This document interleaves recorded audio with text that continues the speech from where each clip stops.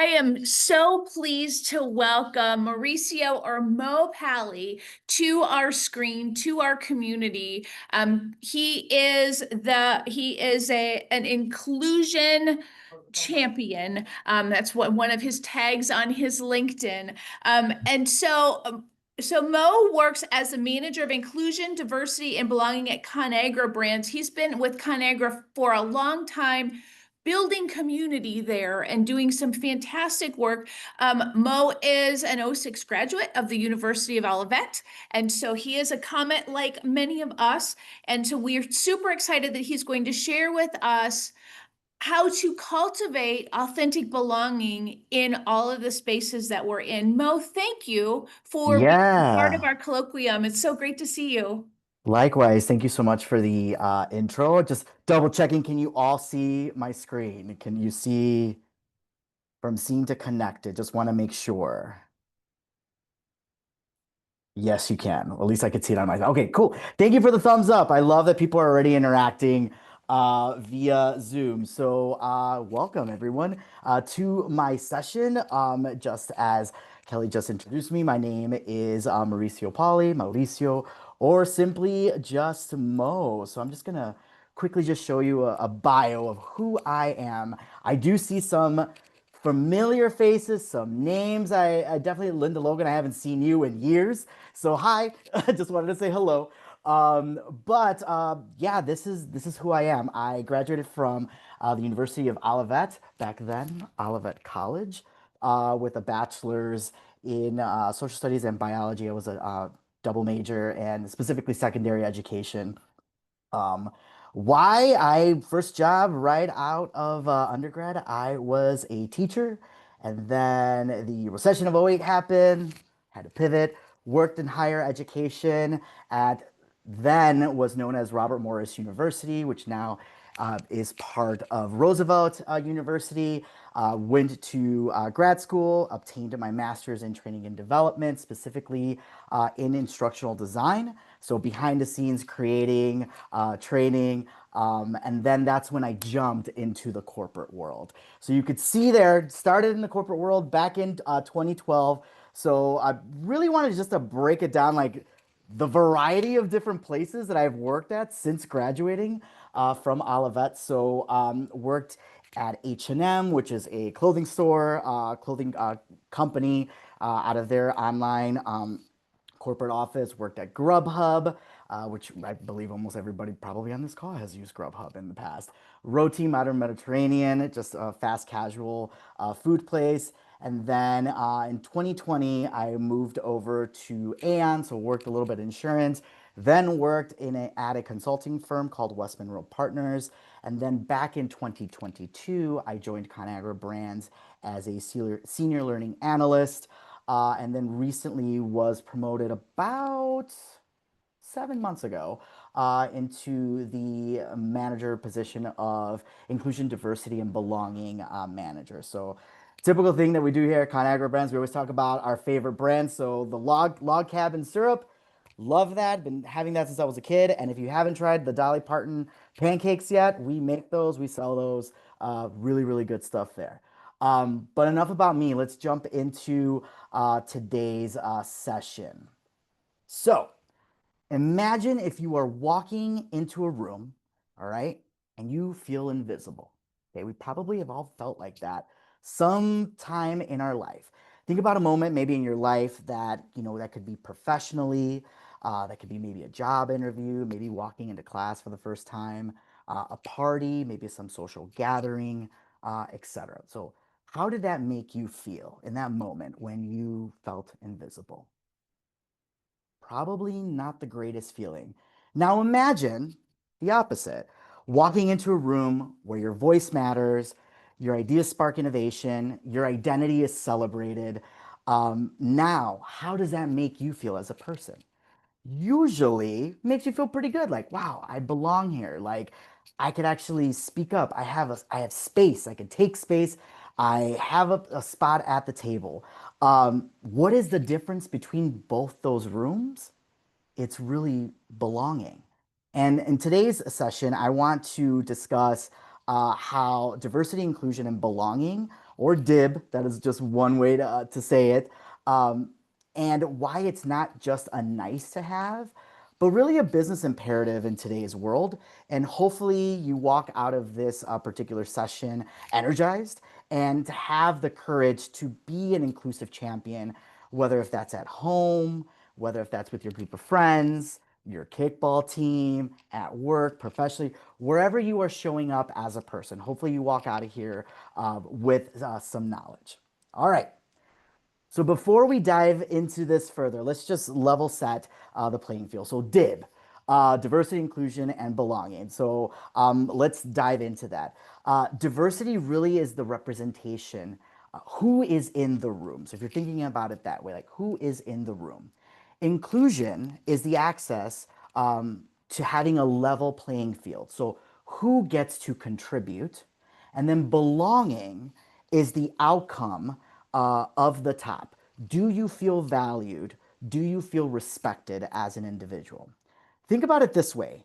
Diversity is about the mix, okay? Inclusion is making the mix work, and belonging is the result when people feel that they truly matter. I had to throw in that because I work for a food company. So it's like, how can we spin it in a way where it involves mixing ingredients together? Some other acronyms that maybe you know how this shows up: inclusion, diversity, and belonging, like how we call it here at Conagra Brands. So ID and B. Um, we have D&I, so diversity and inclusion. We have DEI, diversity, equity, and inclusion. We have another one that I was looking out there. It's called JEDI. So that's justice, equality, no, justice, equity, diversity, and inclusion. So the list goes on and on. Simply, really at its core, it's all about behaviors and actions that leads to people showing up authentically and really hopefully fostering that psychologically safe environment that leads to the ultimate goal, which is belonging. An environment where people can really thrive, make mistakes without fear of repercussions or retaliation, because that is truly psychological safety. And it's like putting yourself in a vulnerable spot and saying, you know what? I'm not perfect. I'm going to shoot my shot. Let's see how I do. And hopefully, it turns out positively. And if it doesn't, there's no fear of repercussions that we're all learning together. All right. So there is this awesome American diversity consultant, author, lawyer, and business executive, Verninia Myers, has this famous quote, which is what you see there on screen. Diversity is being invited to the party. Inclusion is being asked to dance.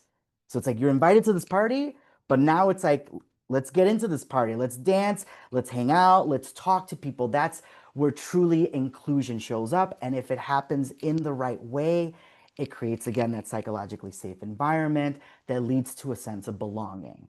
And this is a great and simple way to think about the importance of belonging because it's all about creating a safe space where people can truly shine and be their authentic self. It's easier said than done. Like, there's a lot of times where people say, like, I can show up authentically 100% of the time. If you're one of those individuals on this call or maybe on this recording, awesome. Like, kudos to you. But a lot of times, a lot of us, depending on what has happened to us in the past, what we're walking into, that can really affect how we show up as a person in that sense. So a lot of factors come into place. And again, we will dive into that a little bit more. So let's talk about belonging from a business angle. So the business case, the importance of that. McKinsey and Company, which is a famous, big consulting firm. They do a lot of studies, a lot of research. They define diversity and inclusion as a key driver of innovation and growth, and really having companies that really focus on that are stronger. They outperform their peers, etc. So like a lot of good things come out of having a diverse team, a diverse mindset, diversity of thought, etc. Let's see. Okay. Um, at the end of the day, belonging is not just an emotional state. It's really a performance multiplier. Another company that really dove into the research here was Deloitte, and they found that employees who feel a strong sense of belonging, see a 56% increase in job performance, a 50% drop in turnover risk, and also a 75% reduction in sick days. So again, when people can show up authentically like themselves and who they are as a person at their core, it's a good business case. Kind of like what we always say, like if people are happy, you really listen to people and what their needs are, they are going to work. They are going to help a company thrive. They're going to help a company or an organization spark innovation, etc. Additionally, the Human Rights Campaign, HRC, reminds us that belonging is also about dignity. And it's the assurance that not only your authentic self is welcomed, but it's also celebrated at work or at your organization.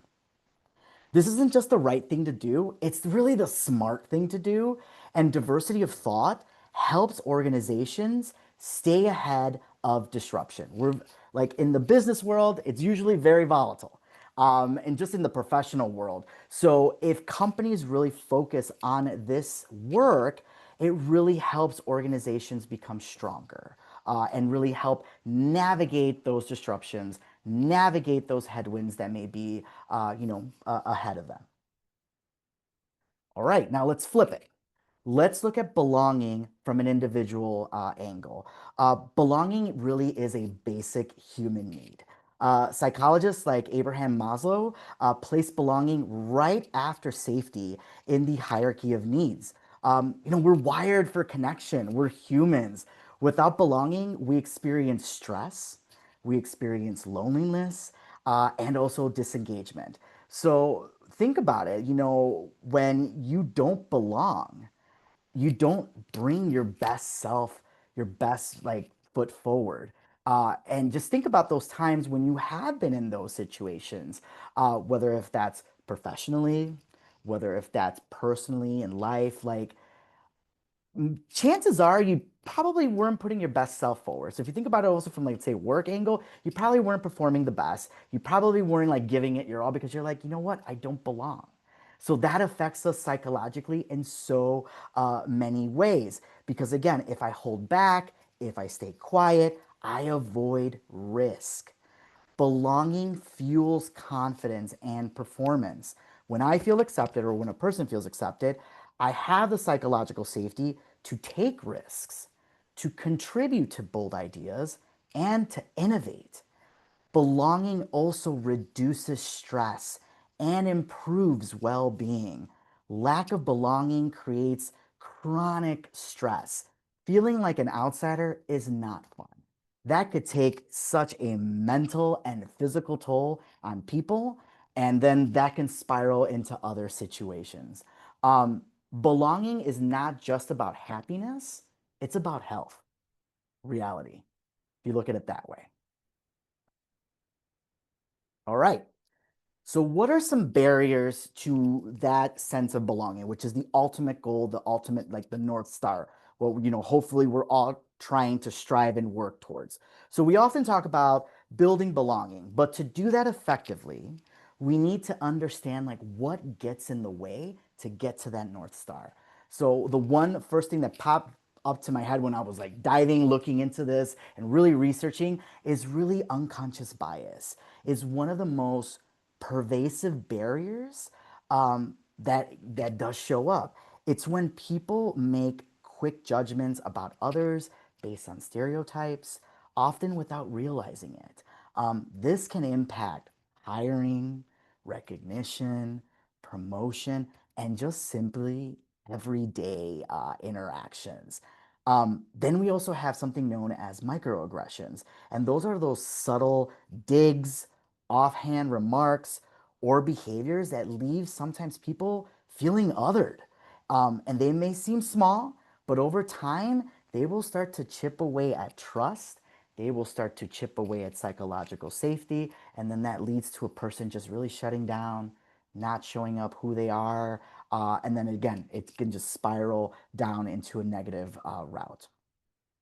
Another concept is onlyness, is really, for example, is let's say maybe being like the only woman in a room. So you're walking into a boardroom and you're the only woman walking into that room. Or maybe you're a disabled individual and you're trying to get into the building, but let's say there's not a ramp there. So again, you're feeling like different. You're feeling like, wow, I don't belong here. Or like maybe a person of color or an LGBTQ plus person, etc., can create isolation and a sense of pressure at times to really represent an entire group. I know as a Latino and as a openly gay man, like I have felt like that sometimes, where I'm just like, wow, was I that person? Like I have all this pressure on me. But then I have to like then try to get myself out of that mindset. But again, easier said than done. When people don't feel psychological safety, they really hesitate to speak up. They hesitate to take any risks. They don't show up authentically. And that kills innovation. And that really drains engagement as a whole. Another major barrier is exclusion from key decisions. Belonging doesn't mean being invited, let's say, to a meeting. It really means being truly heard and valued once you are there. So you can be invited to this meeting, but like, do you really have a seat at the table? That is the belonging part right there. Sometimes, organizations, promote inclusion without really following through in meaningful ways.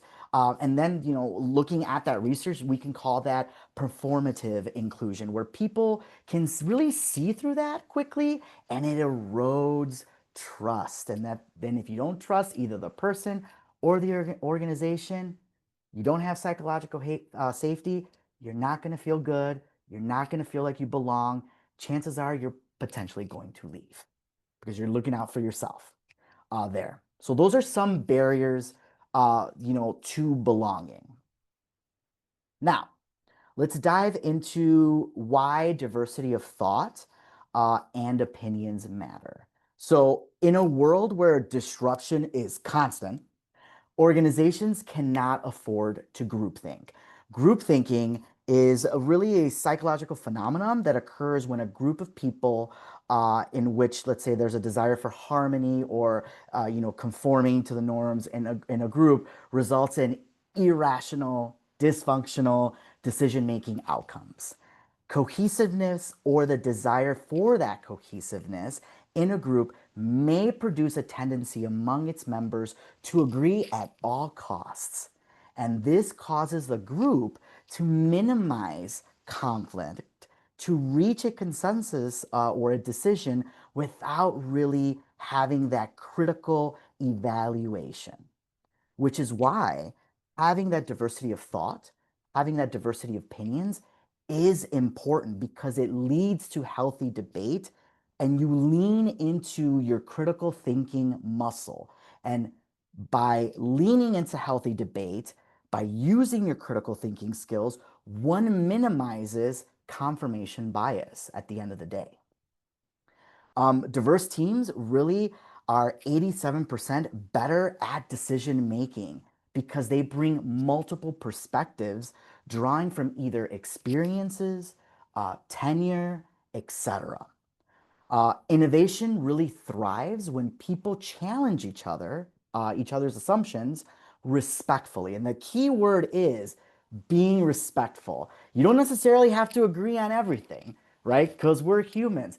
That's where we have to lean in, have that healthy debate, have that civility, have that dialogue, and talk.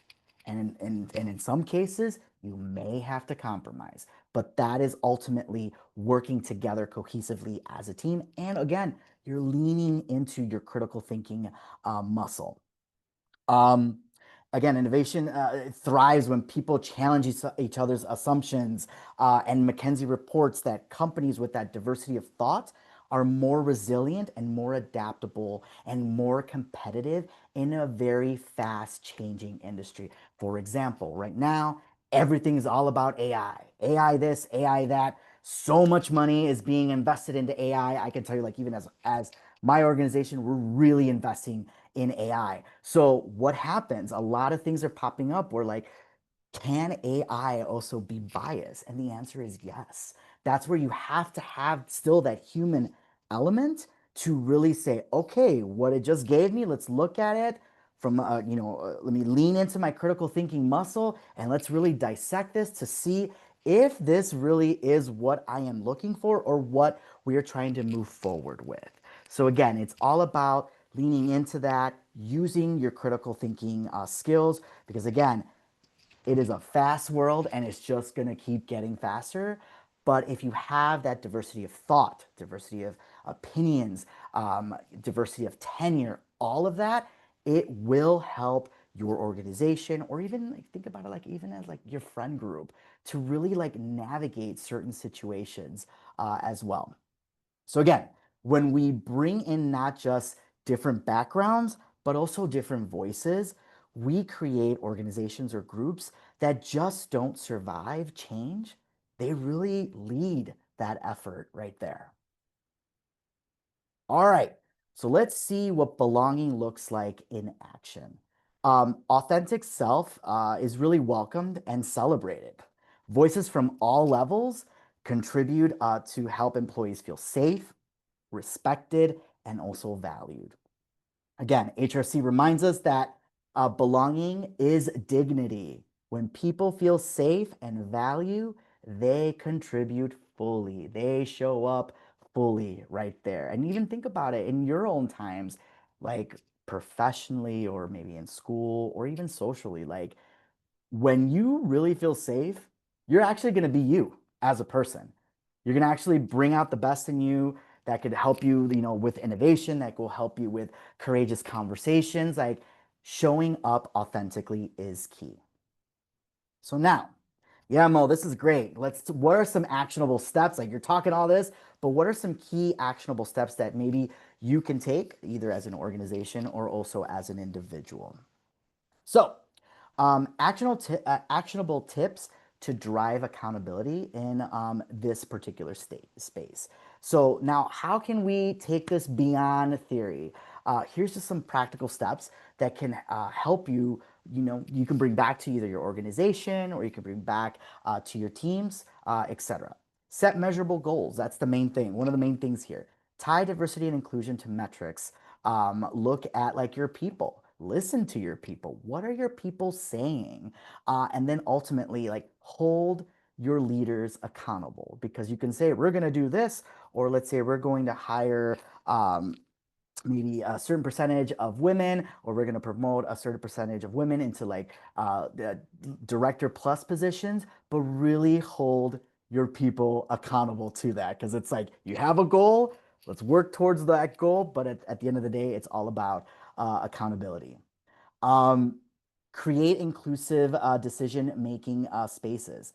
Ask, whose voices are we missing in the situation? Before making a decision, actively seek perspectives from underrepresented groups. Conduct, 360 surveys. Pull in those outside perspectives. So if you're able to, let's say, bring in a consultant, if you have the funds to do that, go ahead and do that, because again, focus groups, all of that, you want to see different angles. You want to bring people that are seeing things who are not necessarily maybe the ones not making those decisions, because again, sometimes when we are in those spots where we are part of the decisions, we are focused on one thing and we may be missing some details, where again, we need that outside perspective to say, hey Mo, pause before you go down this route. Have you thought about this? No? Have you thought about bringing this, pull this person into the conversation? You haven't? Probably should think about doing that first before you continue on, because you don't know what could happen. Make belonging visible. Celebrate those cultural moments. Build employee resource groups, ERGs or BRGs, business resource groups, and normalize inclusive language. When people see themselves reflected, belonging grows. Train your leaders in inclusive behaviors. Look out for inclusive language. Really like show up and walk the talk. HRC also notes that leaders who set the tone and provide the necessary tools, really practice allyship and model inclusion daily, help those organizations stay ahead of the curve, you know, face those headwinds with courage, etc. So for example, you know, we do a lot here at Conagra Brands when it comes to this specific space. We really celebrate our employee resource groups. We have a total of 9 of them. And we celebrate like cultural moments. So for example, Hispanic Heritage Month is happening right now, and our Latinx ERG has a whole month of programming focusing on food. We're bringing in outside speakers, just talking about just the different moments and how like the Latinx culture can show up. Also like the cool thing is that we this year we're actually starting our second ERG mentorship program where we have all of our ERG groups really working together to say, okay, who wants to be a mentor? Who wants to be a mentee? And it's just another way to really help not only develop our employees here at the organization at Conagra, but then also it's like you're being placed in that spot to really help, to really develop that person, but then also helps you really focus on your own skills and like what areas to still work on. Um, let's see, we talked about making belonging visible, embedding DIB into a business strategy. You know, at the end of the day, it's really all about engagement and growth. And another company, like again, Deloitte, I will I'm like, you'll hear me say Deloitte, McKinsey, all these things, because so much research has gone from these organizations to really focus on like the importance of like having a diverse culture, having that diversity of thought, having that diversity of opinion, because again, you in this very fast-paced world and it's very competitive, we organizations need to figure out like what are some ways to outperform those organizations to stay ahead of the curve. How can you bring in the best talent? And then the key is keeping that talent at your organization. All right, so that's enough actionable steps for what you can do to bring to the organization. So now let's talk about on the individual level, having that courage. So speak up against exclusion. Courage often means being that one person who speaks up when something does not feel right. Easier said than done. Maybe it's a biased joke. Maybe it's a meeting where only the loudest voices are being heard. Being inclusive doesn't mean confrontation at all. It can be as simple as, hey, let's pause. I think we're missing other perspectives.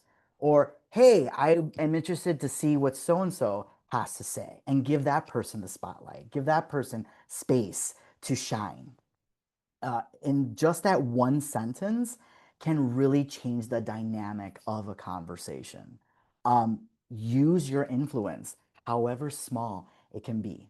You don't have to be necessarily the CEO of an organization to really make a difference. We all have influence, even in who we invite into conversations, who we give credit to, and who we mentor. Inclusive champions notice who is not in the room and then find ways to bring them to the room, bring them to the table. Commit to continuous learning. None of us are experts.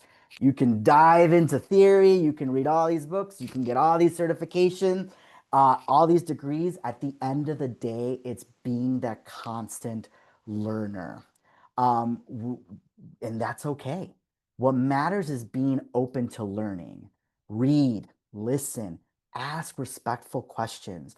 The real courage is admitting when you don't know and showing up with humility. That is really courage there as well. Model authenticity. Belonging happens when people feel safe and themselves and starts with leaders and peers who are willing to be authentic. Share your story, be a human, show empathy. That vulnerability that you will be signaling right there to others shows that it is safe for you to be your full self here. Because sometimes it just takes one person to be vulnerable, to then say, hey, here's my story, here's what I went through. And then all of a sudden somebody's like, wow, I can relate to that. And then you built that connection right there. And then right there, creating that psychological safety, that ultimate sense of belonging. Drive accountability. Finally, the courage means is holding yourself and others accountable and not just saying like we value diversity, but asking really, what actions did I take this week to either make my team, to make my group like just feel more inclusive? How did I impact the over sense of belonging? What am I missing here? Who can I partner with? When we connect values to behaviors, that's really when change sticks. And being an inclusive champion doesn't mean like being fearless. It really means deciding that inclusion matters more than that discomfort. Small, everyday acts of courage adds up. Cultures where everyone shows up authentically thrive.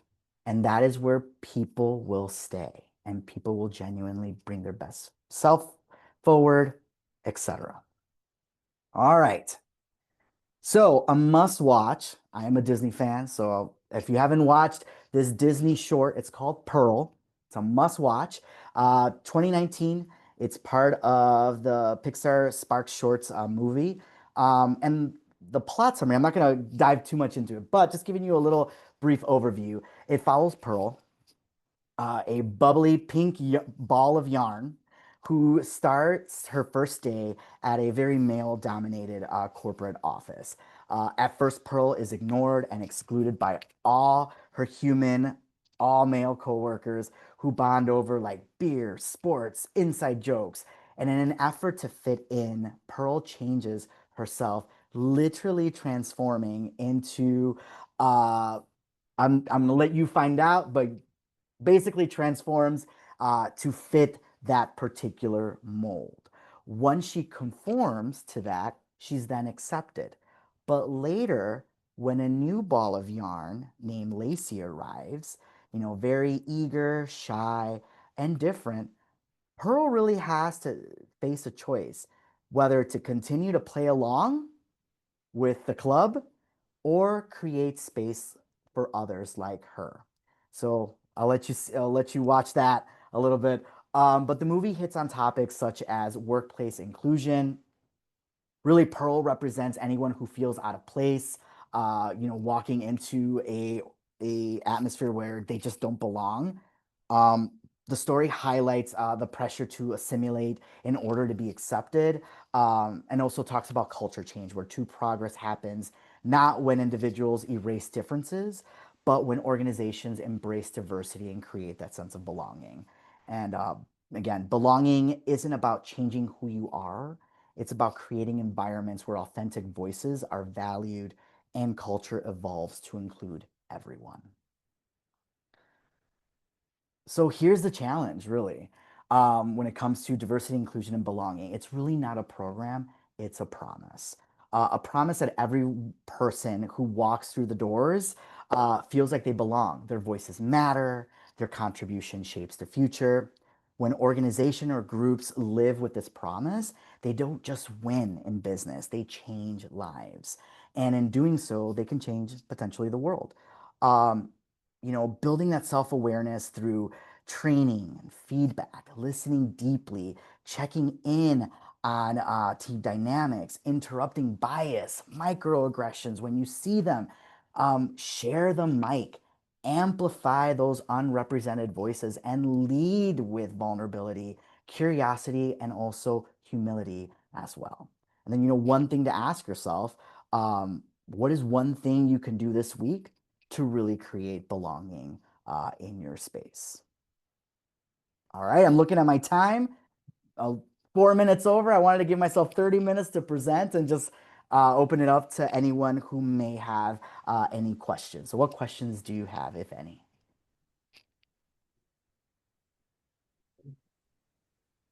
Well, I'll ask one.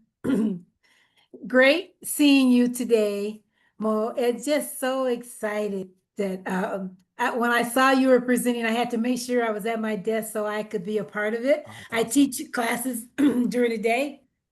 And my first break, I rushed over here and turned on my Zoom so that hopefully, I could get here in time for your presentation. That's awesome. Um, we are struggling a little bit with, not struggling, but we had to pivot and do a lot of turns as it relates to DE&I based upon federal executive orders from President Trump.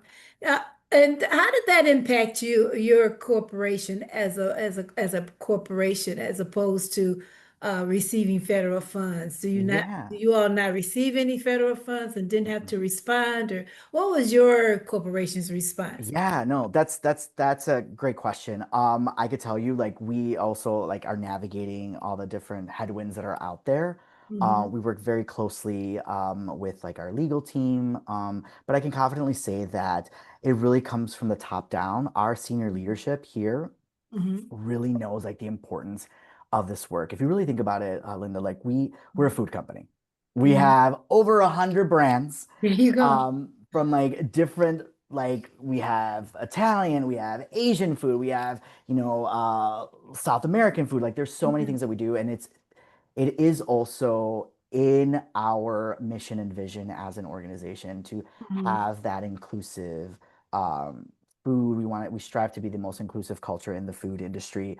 mhm, It's in there. So I mean, it's honor. If you go to our website, we talk about diversity, inclusion, and belonging. We have our mhm, stats up there. And we know like it is it is a risk. Like there are many companies out there that some are pulling back on the work, but I can mhm, confidently tell you like that we're not. So as long as like, we're focusing on our employees, making sure that all voices are heard, regardless of like what side of the aisle one may be mhm, on, that's the important part, is really leaning into that healthy debate mhm, conversations. And at the end of the day, and if we don't agree, that's fine. That's the world that, even before everything, like it's just the way the world is. Like, and you're not always going to agree on things, but agree with disrespect and then find common ground if you can and keep it moving because we still have to show up, we still have to thrive. Uh, yeah, and yes, it can be quite challenging. But if you go to like again, like I said, go to our website, we talk about it there. We published it in our citizenship report, the latest report that we have out there. It's really important for us here at Conagra. yeah, because you do have you're represented all over the world with different foods, and that's very interesting approach. Sort of reminds me of the Marriott approach, which really was enlightening to me when we first had to pivot here at our university. And I saw I was involved in some kind of session where I was listening to the uh, president of Marriott, and they were saying that because they have companies, hotels all over the world, and they cater to all types of people. And one of the things that they did was to just say they went back to their original mission. Hmm. And that's one of the things that we did here. We've always been a mission focused Yep. institution. And so we just uh, decided to go back and to stay strongly rooted in our mission and to continue to move forward, though we did make some changes. It's all mission focused, and we were doing DEI work before those words even existed Yeah. in the common way. Yeah, I mean, the same here. Like, I could confidently say, like, again, I've only been here going on 3 years, but this work, Conagra has always done this work before it was even like labeled. Mhm. Because Yeah. again, we go back to our mission and our vision, Mhm. where it's again we have not only like diversity of like food, but then also if Mhm. we think about it from consumers as well, we have Mhm. different price points for our food. Like we have some, to meet all different needs because we don't know what the need may be out there. Yeah. And especially with food because it's such a everyone should have the right to like have access to like water and food and shelter. And it's important for us to like make sure like, all right, well, we need to make sure that we're doing that. Let's have diversity of thought, diversity of opinions with either not only like our food, but then like our pricing, all of that. So it's really cool. Again, I can confidently say like we've been working on this before like it became like Yeah. a thing. So in your position, do you get to travel all over the world, or are you mostly I'm mostly here. Like the thing with our organization, we are primarily US based, but we also have an office in Canada and we have an office in Mexico because we Mhm. do those are our plant. We also have plants in those countries as well. So I usually travel between here and Omaha, which is our originally was our headquarters, and then we moved to Chicago, but we still have a campus there. So I'll go there either for meetings or to provide Oh, okay. trainings. But other times I will go to either conferences within the States, depending on like, where the company wants to send me, or if I pull up a good business case, I'm saying, hey, I think we should go here and represent ourselves, and here's the why. Mhm. Yeah. Yeah. Thank you. Thank you, Linda, for showing up. I really appreciate that. Oh, nothing could stop me.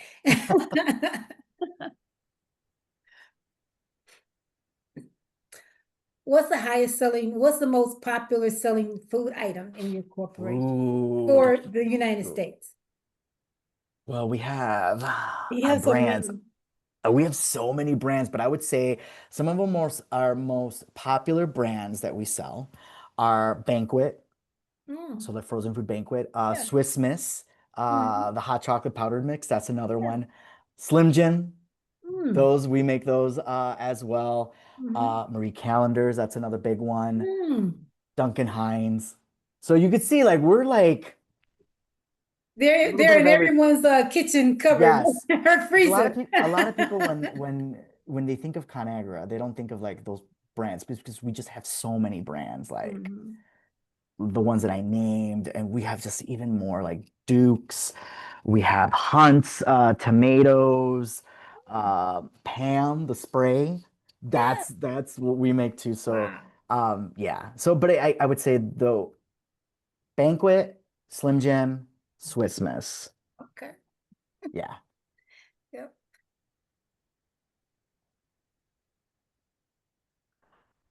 Fun discussion. Thank you. Yeah, Callie, I don't know if there's any other questions, but again, like if you have any questions, I believe it also in the pamphlet, like my LinkedIn's profile is on there, so please connect Mhm. with me if you'd like to like just like, keep the conversation going. Um, a lot of people say I'm a very approachable person. That's what people tell me. I have a lot of energy. So yeah, so if you have any questions, feel free to reach out.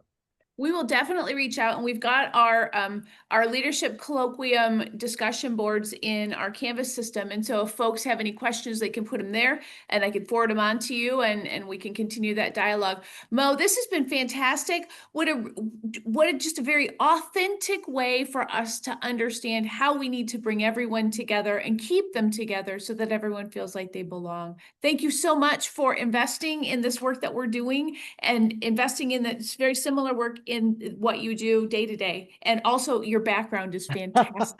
I love it. Thank you. Was like, I need to pick something rather than just being, because I'm in a room that's very like dull.